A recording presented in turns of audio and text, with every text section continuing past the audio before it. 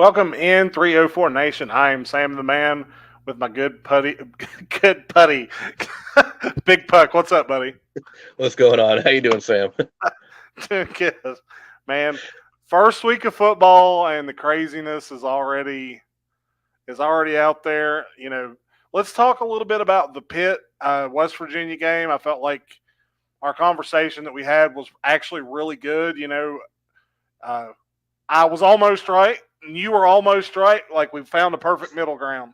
Well, hail to Pitt, I guess either way. So I think West Virginia cost themselves that game. I think coaching has a lot to do with it.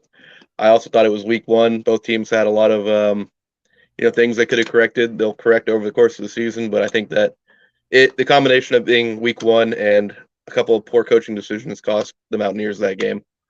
They didn't Yeah, beat Pitt, or Pittsburgh didn't beat them. They beat themselves, type of thing. yeah, I agree. I think I don't want to say West Virginia was the better team. I just think they both had really good flashes where they both looked really good. Pitt's defense, man, they're tough. Well, I was going to say the same thing about the Mountaineers' offense. They look pretty strong. If Pitt don't win the ACC this year, I'd be shocked. I mean, honestly, because they're only going to get better. And Slovis, he looked really good. So, I mean, Right. I think it's between them and Miami, to be honest with you. yeah, I agree. Um, now let's talk a little bit about. I've been laughing about this since last night. Virginia Old Tech Dominion. and Old Dominion. Old Dominion taking down the Hokies. I was enjoying every moment of that. Yeah, me too. You know, I hate it when a team looks terrible. Virginia Tech their defense looked okay. I mean, everybody's like their defense looked good, but it's they're playing ODU, so you really can't gauge their defense on that. Their offense was Terrible. deplorable. Terrible. I don't know if it's going to be the year they're going to have. I don't think they're going to win 2 games this year. I mean, Liberty is going to be a tough one for them. They're not going to win any games in the ACC playing like that. No, they're awful. That was shockingly awful. Yeah, There's nothing else to even say about it. it's one of the few times where I've thought that Jared Dagey might actually make an improvement to a team. Uh, and I think that he's better than what Virginia Tech has right now. For sure. I don't have words to even describe what I saw last night. That was I love football. I love college football because that can happen. You can have Old Dominion, at home, game one, new head coach, coming through and being like, oh no, the Virginia Tech had a new coach. Is that correct? Or someone had a Yeah, new coach. well, Virginia Tech does. I think ODU does too. And what's even funnier is, if I'm not mistaken, they coached together, both of them at Penn State. Really? Yeah, so there was ties there between the two coaches, if I'm not mistaken. Either way, this is why I love college football. You can have an underdog like that. You just look like they dominated the entire game. You know, Virginia Tech's long snapper, I feel bad for him, but that there was 2 plays where that came down to his shoulders where he messed up, and one of them really cost the team a touchdown. So Yeah, and I think Virginia Tech signed like a 10-year deal to play ODU. So I mean, not only are they paying them big money, but it's going to be a game that they're going to dread going into every single year. be a long decade. I'm looking a little more forward to watching the WVU Virginia Tech game now. So Yeah, there might you go. actually get to see the Mountaineers win for the first time since I was like 10. So what games I are you think looking at? Go ahead. I really feel like West Virginia is going to have a pretty strong season.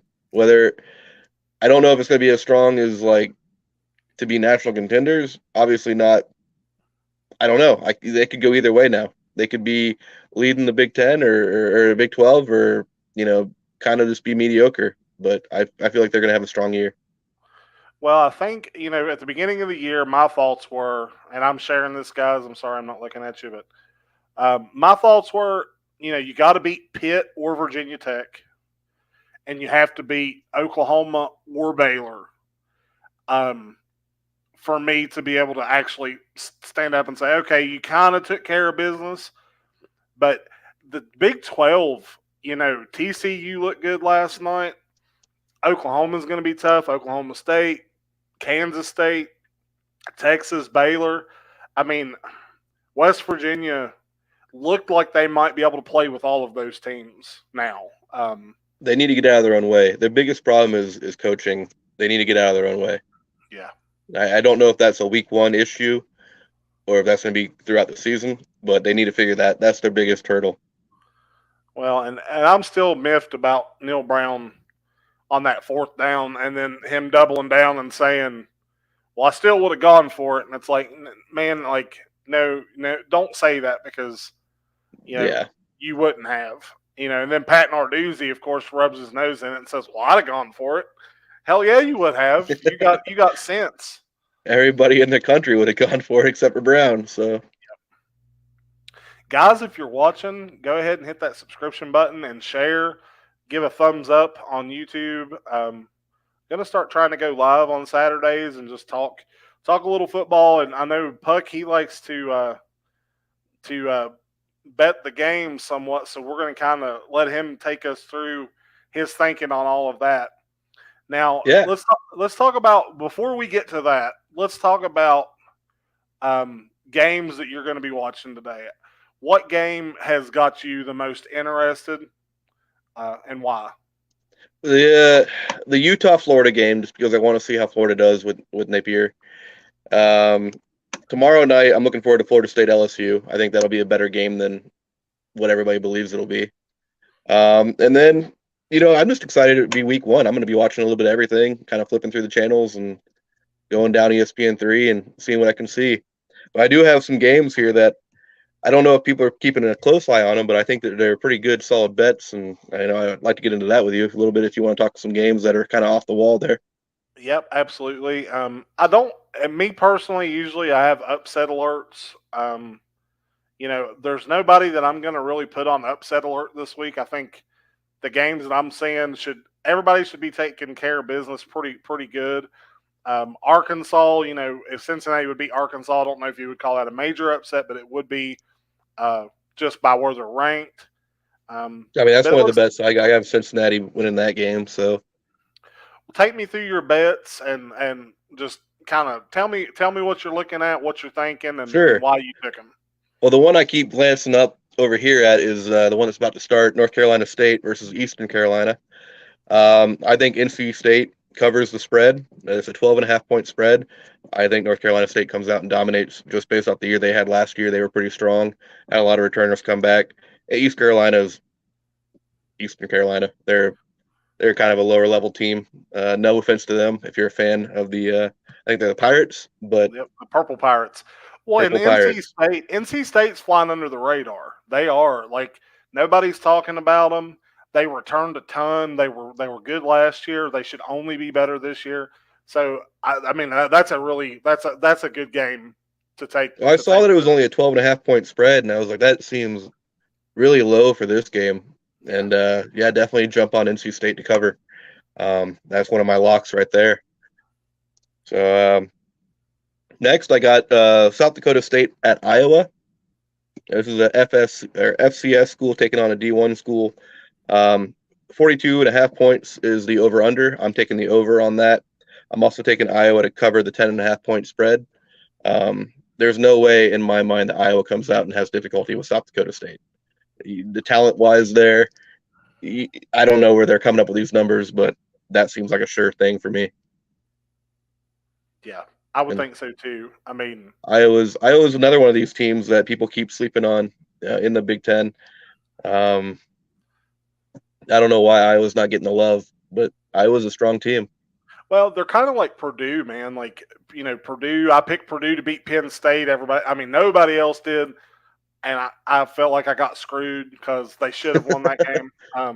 But there's a couple teams in the Big 12. Everybody was high on Nebraska, and it's like, man, why aren't you looking at Purdue? Why aren't you looking at Iowa? Like, what is the problem? And I think it just comes down to, like, the good old boys and nepotism. They just, no matter what they do, they're never gonna be in the talks. Right. Unless you're Ohio State or Michigan, the conference doesn't matter for you. Even like Illinois, like I feel bad that they're in there because they're not even a top tier team really in my mind, but they're thrown in the mix there and they have to compete every year. Yeah. All right. Well, those are the noon games. I got one more noon game. I got Colorado State at Michigan. Now, obviously, Michigan is going to beat the doors off Colorado State, but are they going to do it and beat them by over 31 points? I don't know about that. I'm taking Colorado State against the spread, 31 points. Week one at Michigan. Michigan has historically struggled week one, so I don't know. I think they're going to put Colorado State to bed, but I don't know it's going to be over 31 points. So I agree. I mean, Michigan hasn't been known for scoring that amount of points against anybody. Um, I think that's a good pick there because I think if they get off to a big lead, they'll take all their starters out and they'll coast. But 30 points is a lot. That's a lot. yeah. And The game that Colorado State don't get enough love either.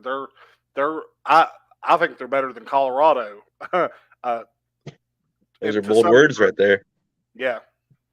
Yeah, they can kiss my ass. Colorado's a weird state for football. Like, you never know what you're going to get with either Colorado State or Colorado. It can be upset Central or they're just, poor. So.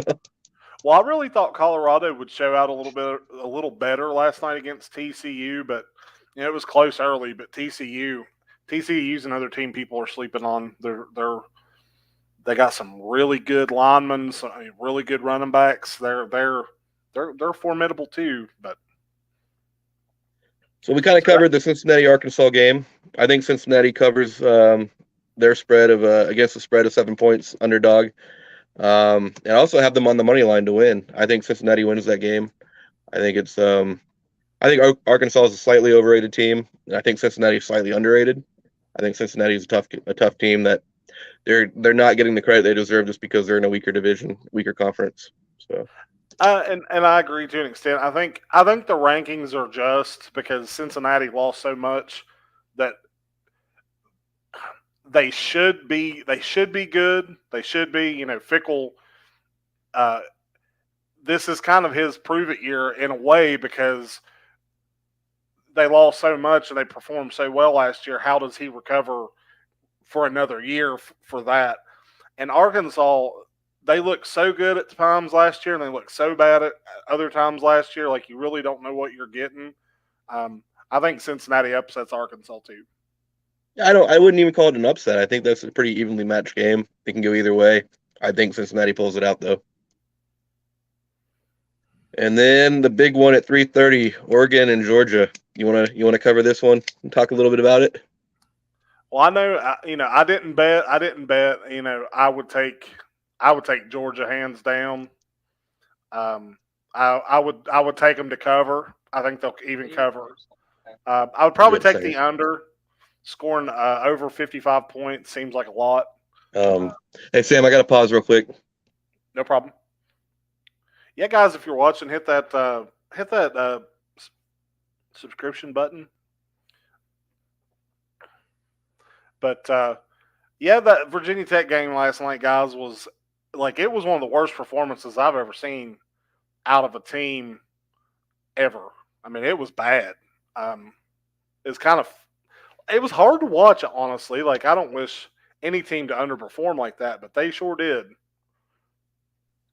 All right, guys, I'm back. I apologize about that little break there. I take care of some work things. No problem. Yeah, obviously Georgia's going to beat Oregon, but I don't know how much they do it by. I have Oregon against the spread, 16 points. I think keep it close. I think it's gonna, Oregon's gonna lose, but I don't think it's gonna be by 2 touchdowns. So. My question is how does Oregon get ranked 11th? I mean, now I know these initial rankings, they make a lot of these just to generate stories and build some momentum, but Oregon did not impress me at all last year. They took steps back with their coaching staff and everything. I just, Georgia. I think Georgia's going to have a big chip on their shoulder because their defense was what everybody focused on last year, and the offense was kind of overlooked. And I think that offense is going to, especially against Oregon in a ranked team, I think the offense is going to come out and just try to put as many points on them as they possibly can. Never go against Kirby Smart.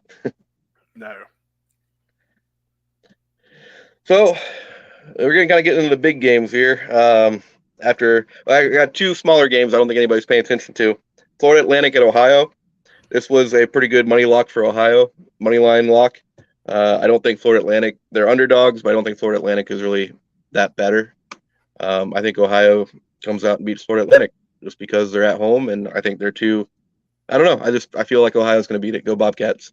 So then I got Middle Tennessee State versus James Madison. Now I don't know why James Madison are the favorites in this game. They are at home, but I do think Middle Tennessee comes out and gets the victory in that game. So, smaller schools, they're always a little bit different.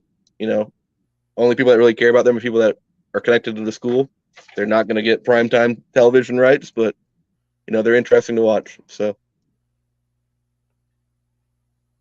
what do you think about the which game was it? What do you think about the BYU USF game? I know betting wise, you stay away from that one completely. This one's close to my heart. That's what I wanted you to talk about. I know, I think that's going to be I think it's going to be a really good game. I think BYU goes down and struggles. I really do. I agree. I do think BYU struggles. I do think they win though. I do think that USF keeps it close. Well, this could go either way for me because USF has struggled horrifically in the past with if games get a little bit out of hand, they just let it go out of hand and even worse. It really depends on how USF comes out to play. I have them with the cover for the against the spread, but I think it's a 12-point spread right now. I think they keep it within a 12-point game, but I'm shaky on that bet. I'm not saying that one's a lock. So I think this is John Scott from Clemson coming down, taking a head coach position at USF. I know he's been screwed with the COVID years and recruiting and just having a terrible time down there at USF with the personnel he's getting in. But they got a pretty good recruiting class in this year. They have some real talent. It's Florida football. They're always going to be strong, hard-nosed football. BYU is always, could go either way. Either they struggle or they blow the doors out of everybody. So you never know what you get with those guys. For watching BYU, it always seems like when they travel to Hawaii and places like that, they do struggle. So I'm thinking they go down to Florida and that humidity, and I really that could be a big upset. I mean, it in my eyes, it honestly could be. Not saying that USF is the better team, but it's week one. BYU's on the road. It's in an unfavorable environment. Those things kind of add up. USF's always been really hard nosed, and they pride themselves on that. I mean, they're liable to come out and just punch BYU in the mouth and just keep at it. So, I guess if I had to give somebody an upset alert, that would probably be my game. Well, I'm hoping you're right. Sam, I am going to have to step away here for a moment. I apologize, but one more little break here. Oh, no problem. You do what you got to do. Yeah, guys, Big Puck's at work today, guys, and he wanted to come on and do this, and so we're doing it in between work stuffs, so it's all good. But guys, let us know down in the comments. What games are you watching? Who do you like? What games have underwhelmed you to this point? Notre Dame, Ohio State. I think that game is going to be interesting. Other with the exception that I think Ohio State is probably going to blow Notre Dame out. I think with the coaching change and stuff, I don't care how dug in the kids are behind that. I don't know. I don't have a whole lot of faith in Notre Dame this year. I didn't last year, and I don't this year. I think that number 5 rating for Notre Dame is way too high. Let's see, it's a 15-point. Ohio State's a 15.5-point favorite. I got Notre Dame on that one, Sam. I apologize. Did you take them to win, or did you take the over/under? I took Notre Dame to cover the spread, go against the spread. I still have Ohio State winning, but I don't think they win by 2 touchdowns. I couldn't see it being 16 points. Yeah, I mean, maybe 10, but that's kind of where my head's at, is 10, 11 points. Is a lot. That is a lot. And then I got 2 more games I don't think we've talked about yet. We have talked about the Utah-Florida game, but I mean, that they only say there's supposed to be 52 points scored in that game. I'm taking the over hard on that one. I think both teams come out and it's a juggernaut slaughter fest there with points getting scored every drive. So Well, and Utah, that's another game. Like I put them in the same category with BYU, traveling from Utah to the swamp. I think they're expecting 98% humidity down there. They're gonna God, be they're gonna be cramping. Like it's gonna be an ugly game on that aspect. But Utah is a really good team. They're on the come up. Shout out to Jed Wonderly. He's been on the 304 podcast. He's a guy that I talked to out in Utah. He does great content. Check out his stuff. But he's actually going to be at the game in Florida today. And, that was what he was talking about is that's what they're worried about from Utah's perspective is traveling down to Florida, playing in that humidity. And what a we have difference we it's have going to two be. Mormon teams coming down to Florida. They're hanging out in Orlando together with Must be a all those kids from convention going Utah. Just went to high school together, having a good time at Disney, and one's going to go play USF in Tampa. The other one's going up to Gainesville. That's what I would do. If I was a coach of those two teams, you got to call, hey, we're both going to be in Florida about 90 miles apart from each other. Well, I think, I like all of your picks so far. What was the other one that I was just looking at that was kind of a shocker that it was the spread was kind of off. What do you think about the Florida State LSU game? What do you think about that one? I wouldn't touch it betting wise at all. 3.5 points is not, Florida State should win. They should. If they're on the come up like everybody says, and they need to be, Mike Norvell needs to have something happen. Yeah, they need something to happen. Florida State needs to win that game. 3.5 point favorites. I just wouldn't betting wise. I wouldn't touch that game because. See, do you think they score over 50 points combined though? Don't know. That's hard. That's tough. I think LSU. I think LSU's going to struggle, and Florida State. You see what Kelly did at Notre Dame though. Kelly scored a lot of points. I don't know if he does it at LSU or not, but I feel like that's for sure lock over 50 points. Florida State came out, scored, what is it, 33 or 37 against Duquesne. I know that's a D2 school, but I still feel like that wasn't with their starters. They put their starters out there. I think both teams put in the starters, battling heavy. You get both teams score at least 25 points. I mean, me personally, I just wouldn't touch that game. Just let that one go. Clemson, Georgia Tech. I don't know if you bet that one, but that's the one I stayed away from. I couldn't. Georgia Tech is such a wild card. You never know what you're getting with them, especially week one. Clemson, same thing. They're good, but how good are they? I have no idea. Yeah, they're 23.5 point favorites. If I had to bet that game, I would take the over because I think Clemson will score more than 50 points. Georgia Tech's bad. They're really bad. For but real. They can be really bad, then have one or two good games. Is this the good game they have? I don't think so. Fair enough. Not this time. Clemson's got a lot to prove this year. Mr. ACC, so to speak. I think they're going to want to start out hot and heavy against Georgia Tech and get on a roll. I would take, if I was to bet that game, I would probably just take Clemson, and probably I would take the over. I think there'll be more than 50 points scored in that game. I agree with you, Tim. I think Tim, I hope so. It would make sense that Clemson cleans up against GT, but I've seen Georgia Tech come up there and upset a bunch of teams they shouldn't have beaten. So I don't touch Georgia Tech. Georgia Tech is too much of a wild card for me in my heart. So here's another interesting one too. Miami of Ohio and Kentucky. Kentucky's 14.5 point favorites. I mean,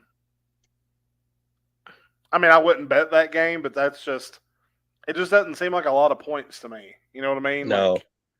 I mean, Miami, Ohio, though, I mean, I don't know anything about them. And Kentucky's mid-tier bad, so. Well, and they're ranked 20th. See, that's another thing. Why are they ranked 20th? Like, I just don't get it. I don't understand that at all. There's just I hate the week one rating. They shouldn't even do it. They should just leave it where it is and do it in week two. And at least then you have a better idea of what you're looking at, in my opinion. Sure thing. Houston's a 4.5 point favorite over UTSA. I mean, take Houston to cover. I mean, they shouldn't lose that game. What was the Texas A&M game? Excuse me, Sam. Apologize. You're fine.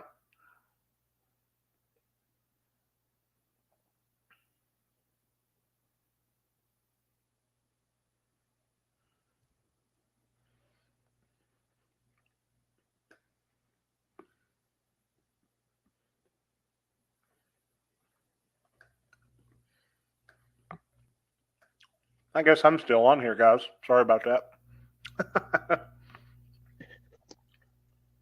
Well, you popped out, and I just sat here like I forgot we were live. What do you think Texas A&M does this year over with Jimbo down there? I think the only games I had them losing was to Alabama and Auburn. When people think I'm crazy, I picked Auburn to beat A&M and Alabama because I think they'll beat one of them, and I couldn't pick between them, so I'm just like, they'll just beat them both. I think they're still one more year out from being actual contenders. I think I'm big on Alabama this year. Are you? Yeah. Alabama and Ohio State are the teams I'm looking at. I really like C.J. Stroud. I think he's probably going to be your Heisman front runner for a good piece of the season. Alabama, they underperformed at times last year. They never overperformed. They were, a pretty young team. Sometimes, Nick Saban said it, and everybody criticized him for saying that it was a rebuilding year. But when you really look at that team and how they did underperform, they underperformed like a growing team underperforms. So, like, I didn't criticize him for saying that too much because, they did look young at times. I think Alabama is probably Alabama, Ohio State. That's my final two. That's what I'm automatically thinking. I mean, those are good picks. Alabama's always a tough team. I got Georgia in the SEC, though, so I will agree with you on Ohio State. I think Michigan is the most overrated team right now. Maybe with Oregon, too. I don't know. I think Oregon gets knocked out real quick. I think Georgia, like I said, Georgia with the SEC, I think they're the ones to beat.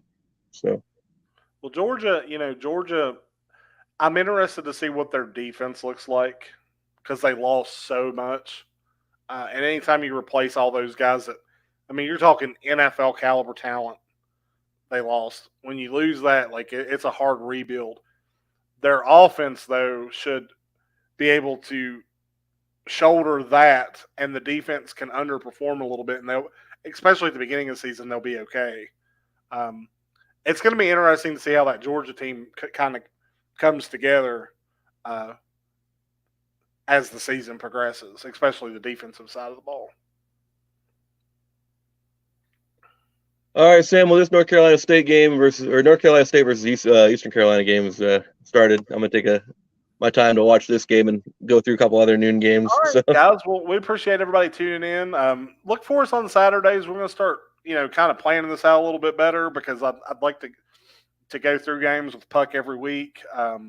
Because the betting part of it's kind of fun too if you really get into it. Unless you're like me and you bet a bunch of money on Alabama and A&M upset them last year and you lost like $300. So anyway, thanks for tuning in. I'm Sam, man. This is The Big Puck here on 304 Podcast. Everybody have a good day and look for us later this evening. Football's back.